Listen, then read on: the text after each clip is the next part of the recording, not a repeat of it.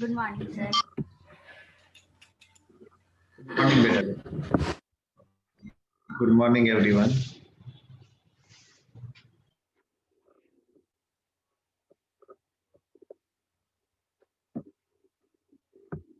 Winters are on full force, sir. Sir, you are on mute.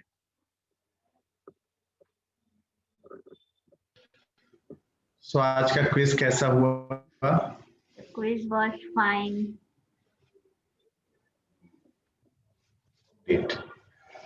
बहुत ठंड है sir, अब ट्यूट नहीं लिखने का मन कर रहा है, हार्ट वाश नहीं चल रहा है,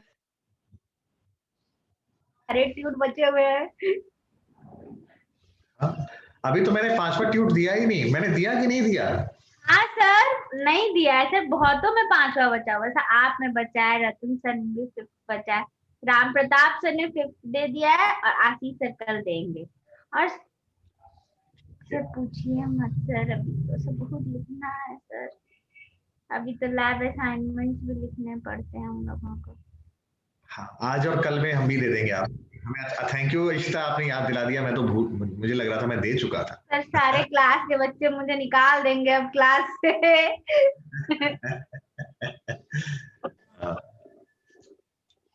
सर थोड़े दिन का टाइम दीजिएगा, बहुत ठंड है।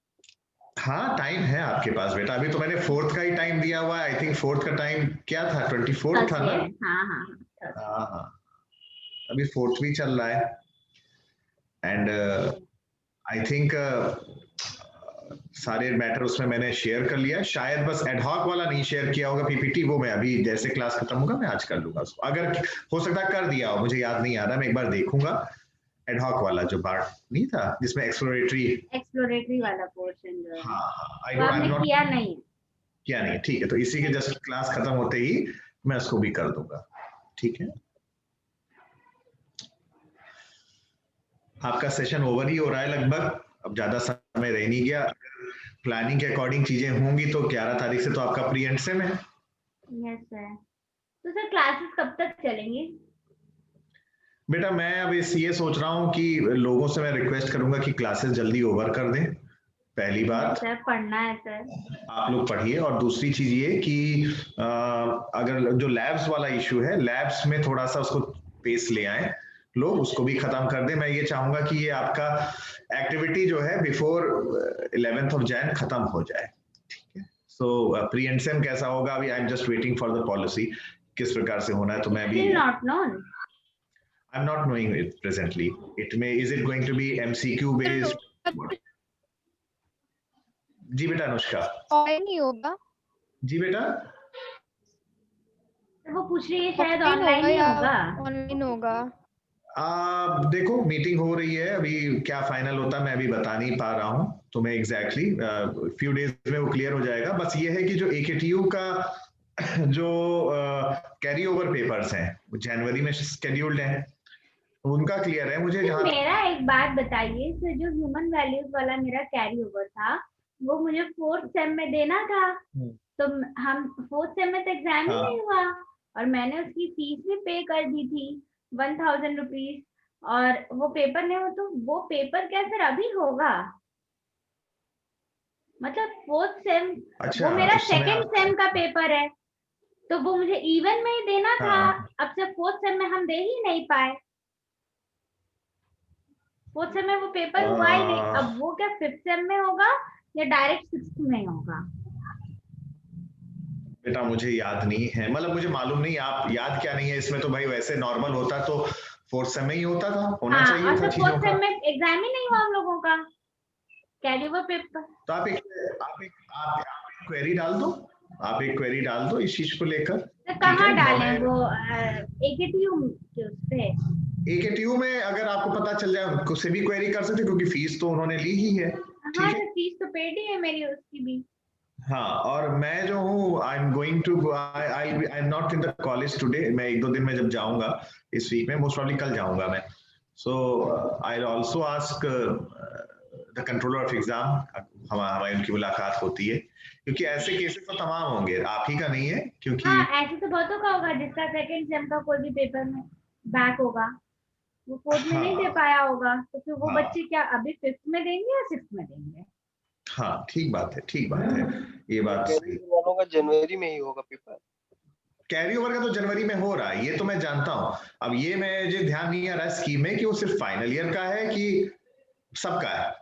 एक बार स्कीम अगर आप देख लो तो आपको मैंने क्लियर। जहाँ तक देखा था, जिनके एग्जाम नहीं हो पाए थे लॉकडाउन में कैरी ओवर, उनके हैं जनवरी से। अच्छा, तो irrespective of year. Yes sir. इसका मतलब सर हम लोग का शायद फिर अभी होगा जनवरी में। हाँ, तो ये तो ऑफलाइन हो रहा है। एडमिट कार्ड वगैरह भी तो आया ही होगा। हाँ, तो ऑफलाइन ही हो रहा है ये तो। एक बार आप बेटा देख लो, इसमें ऑफलाइन हो रहा है, ये तो मुझे मालूम है।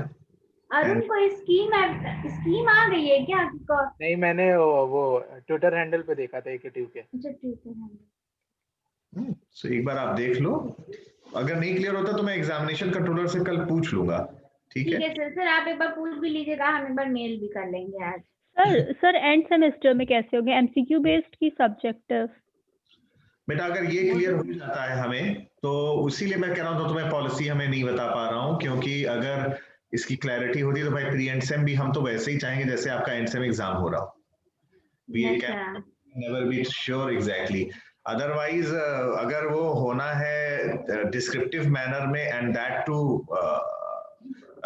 ऑफलाइन, तो मुझे लगता है कि प्री एंड सेम उसी तरीके से होना चाहिए अगर वैसे। और अगर वो ऑब्जेक्टिव टाइप होना है तो एमसीक्यू बेस्ड है, क्योंकि चलो अभी तो हम लोग क्विजेस में एमसीक्यू बेस्ड कर रहे हैं, वो ठीक है, बट जो थोड़ा सा जो डिले हो रहा है वो क्लैरिटी ना होने की वजह से ही है पॉलिसी में। सो हम लोगों को भी जब इंस्ट्रक्शंस आएगा ना, अभी प्री एंड सेम पेपर बनना शुरू इसीलिए नहीं हुआ है, अदरवाइज वो भी शुरू हो चुका होता, वो प्रोसेस हो चुकी होती। जो हम लोग की प्लानिंग है कॉलेज की, वो आपके लिए फाइनल ईयर के लिए 11 जनवरी से है प्लानिंग, कि हम लोगों को शुरू करना है pre and same exam. But उसका पैटर्न कैसे होगा, जैसे आप पूछ रहे हो, एमसीक्यू होगा कि वो आपका डिस्क्रिप्टिव होगा कि ऑफलाइन होगा, तो थोड़ा सा मैं अभी उसको मैं I am just waiting for more clarity, और इंस्ट्रक्शंस हमें क्लियर हो जाए तो ज्यादा अच्छा है। आपको मैं तब बोलूं, अभी मैं कुछ भी बोलूं शायद ठीक नहीं है। बट हाँ, ये है कि सेनेट में भी इसका डिस्कशन हुआ था, तो मैं बस इतना कहूँ we should be much more prepared for both, ये ध्यान रखना। और मुझे जो लग रहा है वो यही है कि आपका डिस्क्रिप्टिव होगा, भले ही उसका समय कम कर दें, मे बी 3 आवर्स के बजाय 2 आवर्स कर दें, एक दिन में 2 कर दें, तमाम ऑप्शन, तमाम परम्यूटेशन कॉम्बिनेशन हो सकता है, हो सकता है 3 घंटे का करें और डेली कर दें। आपको जो प्रिपेयर करना है वो दोनों करना है, इसलिए जो आप लोग ट्यूट शीट वगैरह लिख रहे हो तो थोड़ा सा लिखने की प्रैक्टिस भी होनी चाहिए। बाकी तो एमसीक्यू बेस्ड से तो एक एमसीक्यू बेस्ड और डिस्क्रिप्टिव आप पा रहे होंगे कि ना, दोनों का इवैल्यूएशन भी अलग तरह से हो रहा है, मतलब आपके जो मार्क्स आते होंगे वो दोनों में अलग तरह से आ रहे होंगे, अलग। ठीक है, तो कुछ लोगों के लिए एमसीक्यू एडवांटेजियस हो जाता है, कुछ लोगों के लिए डिस्क्रिप्टिव एडवांटेजियस हो जाता है। ठीक है, so let's wait instructions. I think Christmas के बाद थोड़ा और क्लैरिटी हमें मिलेगी। Tomorrow you please ask Lajo ma'am regarding that. हाँ, अगर वो मुझे मुलाकात मेरी होती है, मुलाकात इन द सेंस कि चूंकि लोग डेली नहीं आ रहे हैं तो मैं का पूछ लूंगा, बट ये बात ठीक है कि since you have paid the respective amount, now even AKTU is answerable कि उसका क्या होगा। और जैसे अरुण बता रहे हैं कि एक बार वेबसाइट पे भी देख लेना कहीं स्कीम। और सर एकेटीयू में सर रजिस्ट्रार को लिखने से if we write a mail to registrar they will वैसे तो ये काम रजिस्ट्रार का नहीं है, ये काम तो एग्जामिनेशन कंट्रोलर का है, पहली बात। बट एज अ स्टूडेंट आपको, मुझे लगता है कि you must be having some student welfare cell there, जिससे आप अपनी कोई भी क्वेरी हो, किसी चीज से भी रेलेवेंट हो, आप पूछ सकते हो। एक तो ये भी देखना जरूरी है। अदरवाइज जो लिखा जाता है वो तो नॉर्मली लिखा जाता है इस जो पर्सन कंसर्न है, और ये जो कंसर्न पर्सन इस केस में आएंगे वो आएंगे controller of exam, not registrar. So अभी तक 13 बच्चे आए हुए हैं। क्या जाड़ा इतना है? लोग, अब मैं ये तो कह नहीं रहा हूँ कि भाई आज का कॉलेज नहीं आए हुए, जाड़ा बहुत ज्यादा है, लोग अपने घर में ही हैं, तो क्यों नहीं आए? हाँ, इसके प्रीवियस कौन सा क्लास था? कंप्यूटर ग्राफिक्स का। उसमें कितने लोग थे? 21 अप्रॉक्स। हे भगवान, मतलब मेरे क्लास में लोग कम हो गए हैं। Oh my God, I have to think what is the reason behind it. What do you feel, Anushka?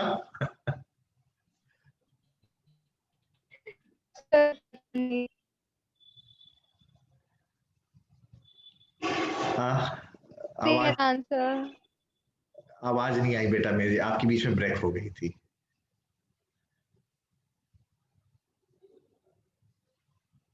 चलो कोई बात नहीं, हम लोग आगे बढ़ते हैं। आज हम लोग कुछ डिस्कशन कर लें। आपका जो है मैं देख रहा था क्विज 5 जो है that is going to come on 1 तारीख को, मतलब हैप्पी न्यू ईयर। 1 तारीख को जब नया साल शुरू होगा तो जो क्विज होना है, मुझे जहां तक याद आ रहा है मेरा ही क्विज हो रहा है।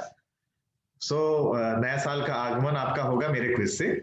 अब उसमें कंटेंट क्या आएगा, ठीक है? थोड़ा सा जो मेरी प्लानिंग है, मेरे मन में जो चल रहा है वो अभी तक ये चल रहा है। हम लोग वेब एप्लीकेशन का जो बात कर रहे हैं, टेस्टिंग इन वेब एप्लीकेशन, एक तो ये आएगा, और एडहॉक हमने पिछले में नहीं दिया हुआ था, एडहॉक वाला आएगा। और इफ पॉसिबल अगर मैं कुछ क्लासेस ले लूंगा, 1 या 2 और एक्स्ट्रा क्लासेस लेकर, तो ऑब्जेक्ट ओरिएंटेड, तो I am still having nearly 8-9 days, ठीक है? So there is a possibility कि मैं थोड़ा सा तेजी से कवर अप करूं, क्योंकि मैं चाहूंगा कि 1 तारीख ऑनवर्ड्स हम एकदम रिलैक्स मोड में आना शुरू कर दें कि मेरा 95% कोर्स खत्म हो चुका है, बस थोड़ी चीजें बाकी हो।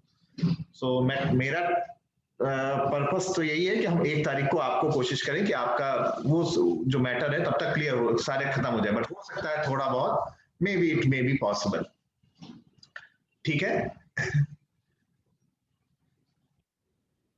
बाकी आपका जो क्विज साइकिल 5 है, आशीष सर से मेरी आज सवेरे बात हुई थी। आप जो उनकी क्विज शुरू हो गया, I think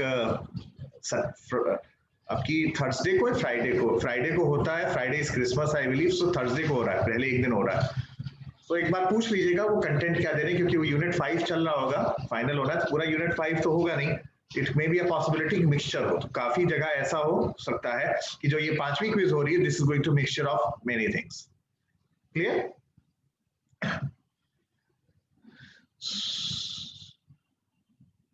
So we'll start with I think I've waited enough. आधी क्लास भी नहीं आई वैसे तो, 14 स्टूडेंट्स हैं अभी तक, और चैट में सबने नहीं लिखा हुआ है अभी तक। 13 लोगों ने चैट में डाला हुआ है, कोई एक बचा हुआ है। So I think we'll start with the web application part, testing web applications जो हम लोग ने शुरू किया हुआ था अपने लास्ट लेक्चर में, ठीक है? So I'm just sharing the PPT with you. So अगर देखा जाए, so हम लोग वेब एप्लीकेशंस की बात लास्ट टाइम किए हुए थे, और काफी हद तक उस दिन जब बातें हो रही थी तो आपसे डिस्कशन जब हो रहा था तो इस बारे में भी हो रहा था कि आप एक पर्टिकुलर प्लेसमेंट कंपनी के बारे में बता रहे थे, उसके वेबसाइट के बारे में बता रहे थे। तो अगर देखा जाए तो आज के समय में एक इंटीग्रल पार्ट हो गया है हमारे लिए वेबसाइट्स। आज का जो सिविलाइजेशन है, आज का जो समय है, और खास तौर पे इस समय की बात अगर हम कर रहे हैं, तो websites they have become an integral part of our today's scenario. तमाम लोग आप ही के क्लास में ऐसे भी हैं जिनको मैं जानता हूँ कि जो ब्लॉग्स लिख रहे हैं या अलग अलग काम कर रहे हैं। So I believe you will all agree that websites तो एक ऐसी चीज हो गई है जिसको हैंडल करना, जिसको डिजाइन करना, और साथ में फिर उनको टेस्टिंग करना, that is a very important thing। तो कोई ना कोई पता चलता है, I don't know the exact figure, but day to day basis पे large number of websites आते रहते हैं। तो कभी कभी अगर वेबसाइट्स को हम लोग देखें तो जो क्वालिटी है, क्वालिटी की बात हम लोग उस दिन कर रहे थे कंपनी के पॉइंट ऑफ व्यू से। जो कंपनी ने आपसे कहा हुआ था, वो ऑर्गेनाइजेशन जो आपका टेस्ट ले रहा था और आपका रजिस्ट्रेशन कर रहा था और जिसने आपका टेस्ट लिया हुआ था, तो हम लोग एक कंक्लूजन पे आए थे, इस कंक्लूजन पे आए थे कि जब एक वेब एप्लीकेशन की बात कर रहे हैं तो उस केस में हम लोग क्या चाहते हैं, हम लोग क्या चाहते हैं कि वो it should be easily to use. First of all, we should be able to it should be able to handle a number of users, it should provide correct information, it should give us the response time, बहुत ज्यादा ना हो जाए response time. और अगर ऐसी situation नहीं होती है तो उस केस में एज एन इंडिविजुअल हम लोग क्या करते हैं, we are compelled as customers to move on to our competitor site or to another website. So testing web pages is a challenge because conventional techniques जो हैं वो directly applicable नहीं है. यहाँ पर भी functional testing होगी, सारी चीजें होंगी और functional testing के साथ साथ बट ज्यादा फोकस किस चीज पर आने लगेगा, उन सब चीजों पे बात आएगी जो हम लोग अभी क्वालिटी को लेकर बात कर रहे थे. तो वेब टेस्टिंग की अगर बात करें तो वेब टेस्टिंग में जो ज्यादा चैलेंज है वो शायद एरर्स को पता करना तो है ही, बट साथ में जो एसोसिएटेड क्वालिटी रिलेटेड रिस्क हैं उनको भी देखना है. तो इसके लिए बहुत जरूरी क्या चीज है, जो पर्सन उसको चेक कर रहा है उसको I think he should be knowing about the architecture, he should be knowing about the navigation schema, he should be knowing about how exactly the web application is being executed. अगर इन सब चीजों के बारे में मालूम होगा तो उस केस में हम टेस्टिंग करना हमारे लिए आसान होगा. ठीक है, I hope you agree with all the things which I have said. Yes sir. Okay, so here I will request first of all मैं सौरभ बेटा आपको. Yes sir. हाँ सौरभ, जैसे मैंने आपसे एक बार बात किया हुआ था कि आपने वेबसाइट्स काफी बनाई हुई हैं. अब आप एक मुझे ग्लिम्स बताइए कि जब आप टेस्टिंग करते हो वेबसाइट की या आप लोग करते हो तो कैसे करते हो, थोड़ा सा अवेयरनेस लोगों के बीच में भी आएगी और आपका भी जो एक प्रैक्टिकल पार्ट है वो हमें क्लियर होगा. Can you share?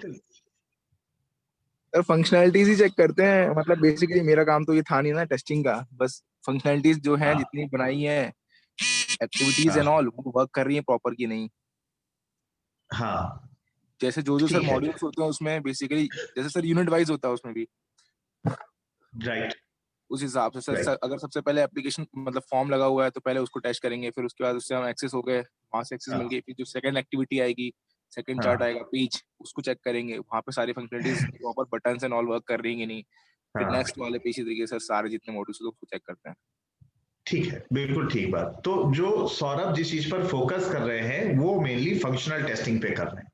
तो फंक्शनल टेस्टिंग क्या चीज होती है, अगर फंक्शनल टेस्टिंग पे वैसे मैं आज आगे आऊंगा, functional testing basically involves the checking of the specified functionality of the web application.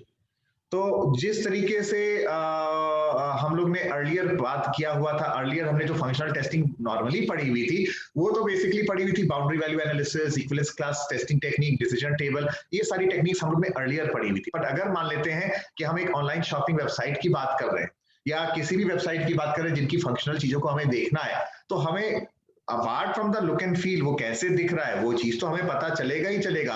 But हम अगर मान लेते हैं कार्ट में एक पर्टिकुलर आइटम को ऐड कर रहे हैं तो क्या हो रहा है, उसका रिजल्ट क्या हो रहा है, जो हमारा एक्सपेक्टेड रिजल्ट है वो हो रहा है कि नहीं हो रहा है, फिर हम जितने भी प्रोडक्ट्स हैं उनको जोड़ते हुए मान लेते हैं कोई ऑफर है उसको अप्लाई कर रहे हैं और हम चेकआउट कर रहे हैं, तो ये सारी चीजें हमारी क्या है, हमारी फंक्शनैलिटी है. हमारे प्रॉपर तरीके से हम बटन पे क्लिक कर रहे हैं तो हो रहा है कि नहीं हो रहा है. मान लेते हैं मैं किसी पर्टिकुलर लिंक को क्लिक करता हूं और लिंक को क्लिक करने के बाद सिचुएशन ऐसी आती है कि वो किसी ऐसे पेज में ना चला जाए जहां पर कुछ हो ना डेड एंड पे पहुंच जाए, ऐसी सिचुएशन तो नहीं आ रही. तो ये सारे जो एस्पेक्ट्स आ रहे हैं वो मेनली आ रहे हैं हमारे फंक्शनल टेस्टिंग से रिलेटेड. तो दो बातें, बल्कि इन्होंने दूसरी बात भी की, फंक्शनल टेस्टिंग का एक एस्पेक्ट किया और दूसरी बात किया हमारी यूजर इंटरफेस टेस्टिंग, यानी कि जो मुझे दिख रहा है, जो सारी चीजें दिख रही हैं, हम उसको भी देखेंगे कि वो प्रॉपर तरीके से हम काम कर रहा है कि नहीं कर रहा है. टेबल्स, बटन्स का नाम लिया हुआ था, हाइपरलिंक्स की बात हो रही है,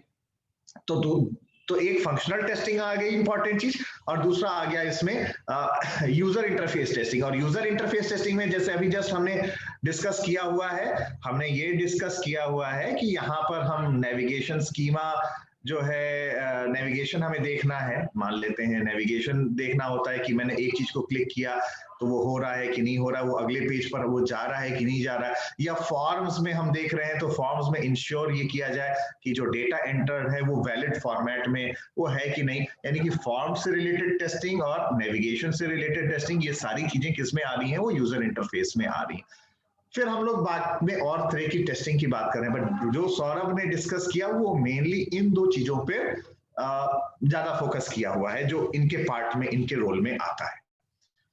ठीक है, क्लियर यहां तक?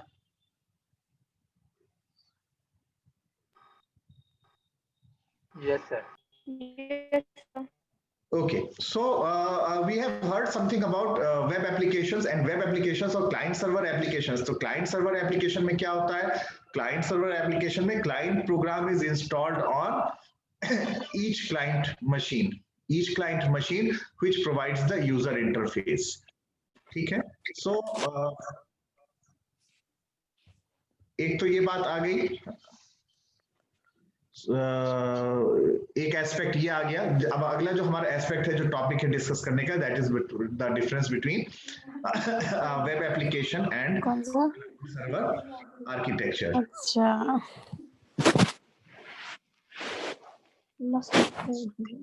साक्षी, आर यू हियरिंग मी?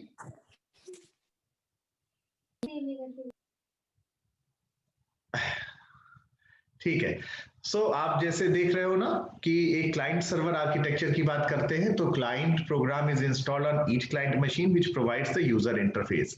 और जो क्लाइंट होता है वो कनेक्टेड किसके होता है? वो कनेक्टेड होता है एक सर्वर मशीन के थ्रू, और जो भी रिक्वेस्ट है वो रिक्वेस्ट क्लाइंट अपना उस चीज को प्रोवाइड करता है। जब हम वेब एप्लीकेशन की बात करते हैं तो यहाँ पर एक चीज और आ जाती है, जो कि जिसको हम बोलते हैं बिजनेस लॉजिक, या वो लॉजिक जिसके थ्रू एप्लीकेशन की हम लोग बात कर रहे हैं।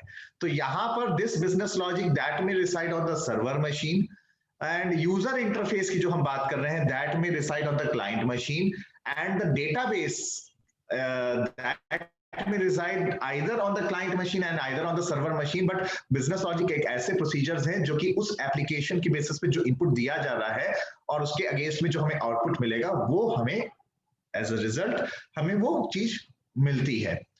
तो हम इस केस में अगर देखें तो यहां पर जब हम बात कर रहे हैं, जब क्लाइंट सर्वर एप्लीकेशन की बात कर,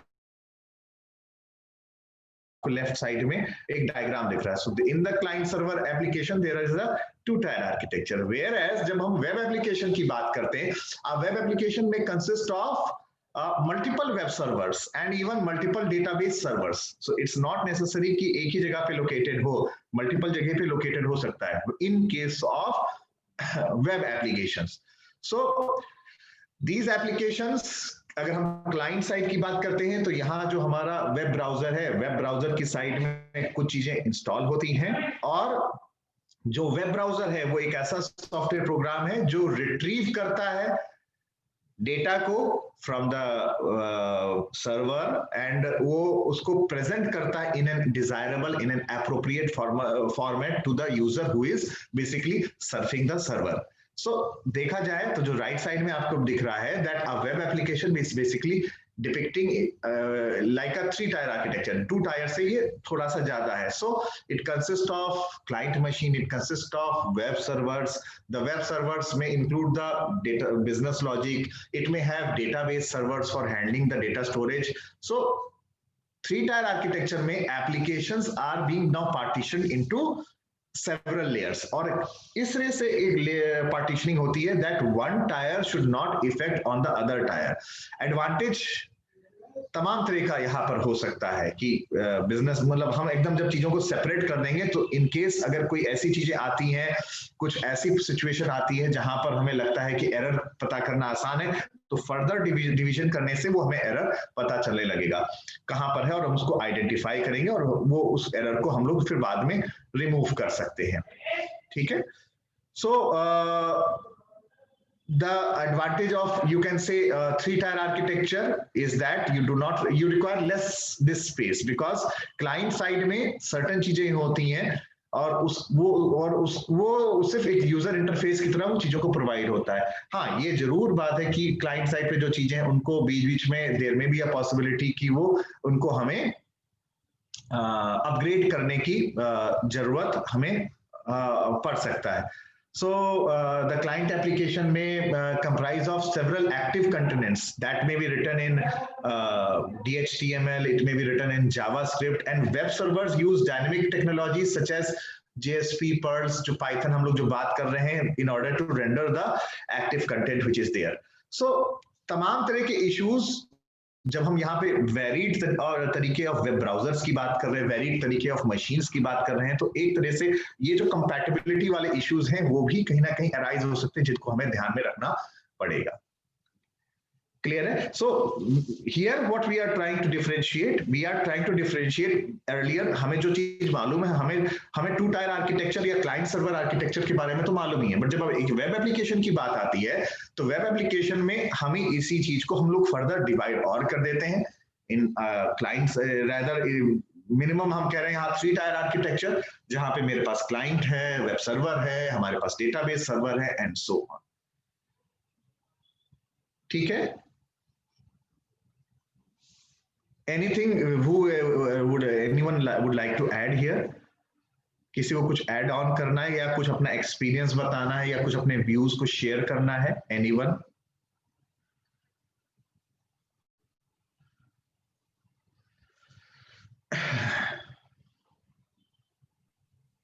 No, sir. No. Okay. So I think this difference between a web application and a client server application, I think that is now pretty much clear to everyone. ठीक है? So can anyone of you मतलब एक point मुझे आप बता सकते हो क्या इसमें जो है डिफरेंस है between a web application and a client server application? I would like to hear some of you.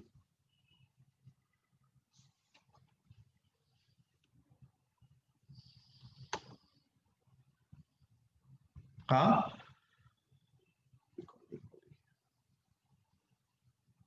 ये एक बार सवाल आया है, differentiate between a web application and a client server application. So client server application is a two-tier application. When we talk specifically about client server application, it is a two-tier application, whereas a web-based application, when we are talking about, it is a three-tier application. ये पहला difference आ रहा है if we compare between a client server and a web-based application. Okay. In case of web application, the main thing which is required at the client side is a web browser. तो web browser की जरूरत होती है जिसके through वो चीजों को present करता है। Whereas client server application की अगर हम बात करते हैं कि ये two tier है, there is a possibility that we may require some additional software that needs to be installed even at the client side. That is a possibility. So एक जो और comparison आ रहा है between client server and web based is that additional software may need to be installed in case of client server, whereas in case of web based application, no additional software needs to be installed. Only basically mainly a web browser is required. तो लग भले रहा है web application that web application is three-tier, but in fact web application is a cheaper as compared to client server application. ये ध्यान में रखने वाली बात है. Cheaper and easy to use. ज़्यादा आप उसको maintain करना ज़्यादा हमारे लिए आसान होगा. Whereas अगर client server की बात हम लोग करते हैं तो client server application is basically an expensive activity because a lot of softwares server की भी जरूरत होगी. और अगर एक सर्वर है तो there may be it may I don't know how many limited number of users it may support. So when we are talking about the client server application, it will support only a limited number of users, whereas a web based application that can support an unlimited number of users, not exactly unlimited but more than that. ठीक है? Client server की अगर हम बात करते हैं, so in case of client server the users are well known.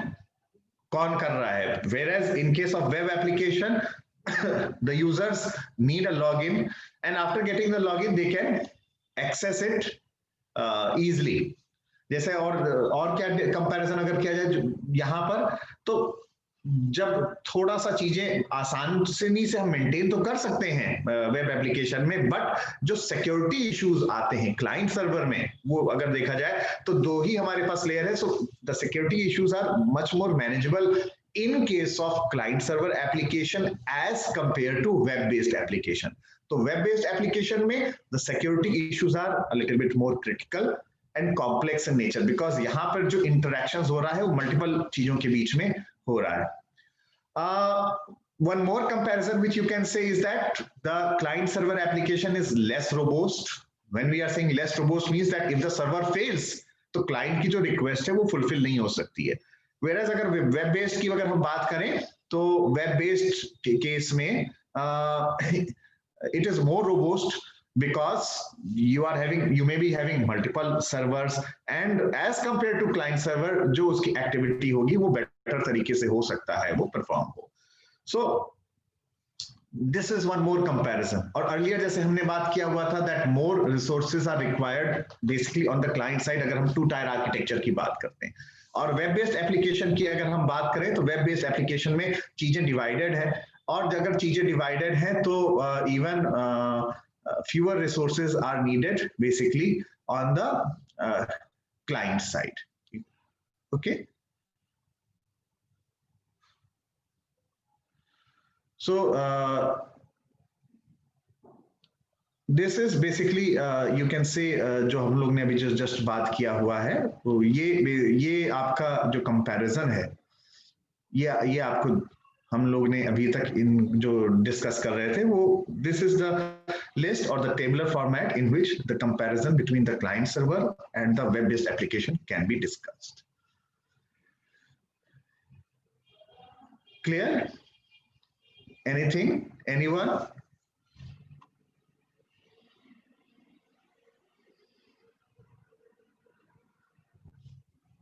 But I'm waiting for your response.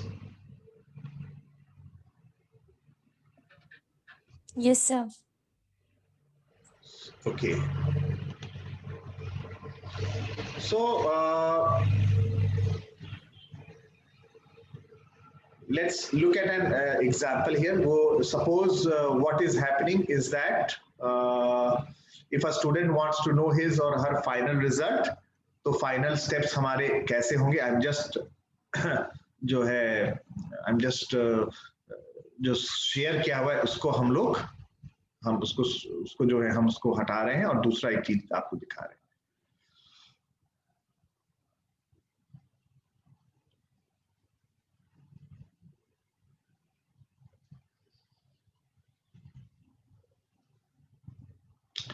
Is it visible to everyone? Yes.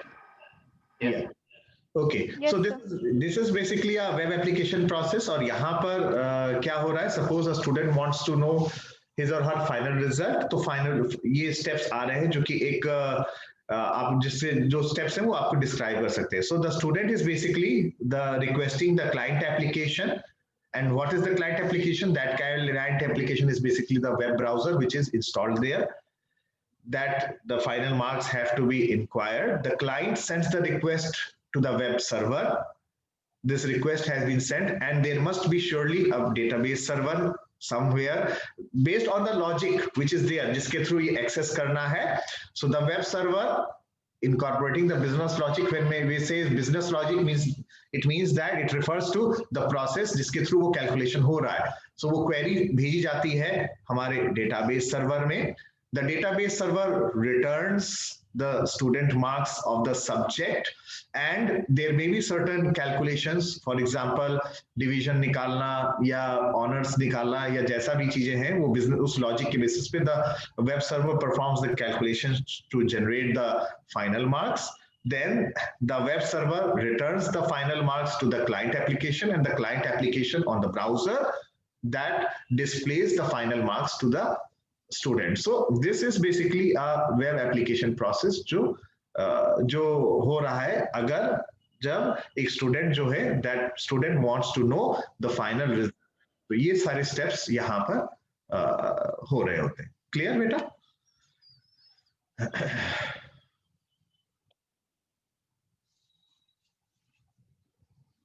Clear? Yes sir. ठीक है। सो आगे बढ़ने से पहले हम लोग एक फाइनल चीज और देख लेते हैं, आज के लास्ट पार्ट कर लेते हैं, जो हम लोग जो पता चलेगा, जो हम आने वाले हम लोग 2-3 लेक्चर्स में जो हम लोग डिस्कस करने वाले हैं, तो थोड़ा सा उसको कि वेब एप्लीकेशंस का कॉम्प्लेक्सिटी क्या है या वेब एप्लीकेशंस क्या है, ये तो हमें अब पता तो समझ ही गया है, आ गया होगा, I think so. So web applications, you may all agree that are a little bit more complex as compared to the traditional applications, and हमने जैसे भी बात किया हुआ है, it requires different browsers, varied platforms, varied operating systems, various configurations of the machines के अलग-अलग तरीके, ये कॉम्प्लेक्सिटी बढ़ती जाती है। तो जो वेब एप्लीकेशन है, that needs to be tested on the following things, जो आपको यहाँ पर मेंशन किया गया, और इसी को हम लोग क्विकली 2 दिन में इसको कवर करने वाले। कौन कौन सी चीजें कवर करने वाले? एक तो जैसे अभी सौरभ ने बताया, that is about the functionality part. एक हमारा फंक्शनैलिटी वाला पार्ट होगा, और वो फंक्शनैलिटी वो चीज है जो कि हमें क्लाइंट ने बताई हुई है कि जिस तरीके से हमारा वेब एप्लीकेशन को जो काम हमें उसे करना है। Then we are having the usability part. क्या मतलब इसका होता है, जो हमने वैसे हल्का सा एक आइडिया दिया हुआ था कुछ चीजों के बारे में, जहां नेविगेशन के बारे में बात कर रहे हैं, फॉर्म्स के बारे में बात कर रहे हैं, तो यूजेबिलिटी वाले पार्ट पे बात करेंगे।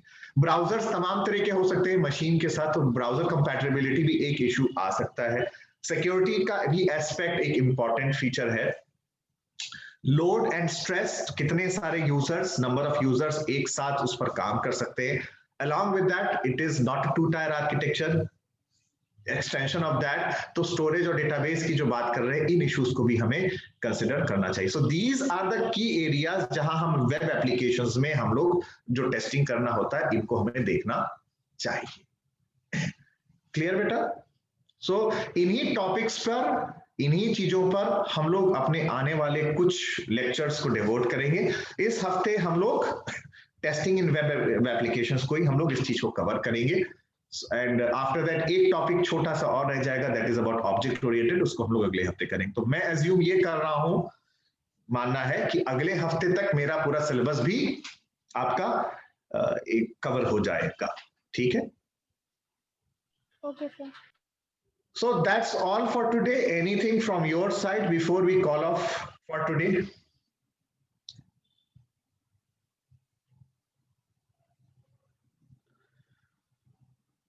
No sir.